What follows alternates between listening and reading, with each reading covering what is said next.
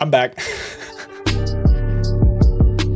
Welcome back to day 59 of trying to find my next job in tech. And we got a lot to catch up on over this past week and a lot to talk about this week. But today, let's talk about how the job interview went. So for those who are new here or don't know what's going on, I had my very first tech interview this past week. And today I just kind of want to go over how it went. Spoiler alert, it went really well. And I kind of want to talk about some of the key takeaways that I've had. And I guess my first big takeaway would be the prep was 100% worth it. So for anybody out there who's looking for their first interview or about to do their first interview or any interview really, do as many mock interviews and do as much prep and research as you possibly can because it 100% paid off. And I guess getting down to more detail specifically to this interview, it felt a lot more like a conversation than it did an actual interview. And I think that's kind of the goal for any interview you ever do. And I think this is really dependent on who you get as your interviewer, because I think I got really lucky at the start of the interview because he made it very casual and conversational right off rip. The first thing he said to me was, "Well, you're smiling, so you must not be too nervous." And this really set kind of a tone and a vibe for the rest of the interview that,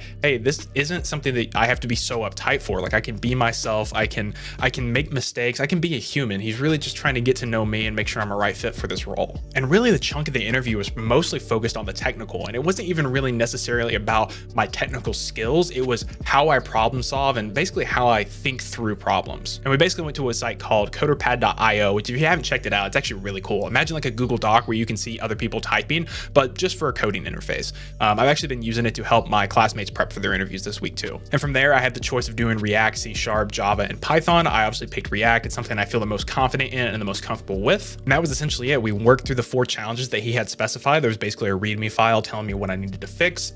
I gave myself a 6.7 out of 10. There were 2 things that I messed up on, one really small, one really big, that he had to step in and kind of help me.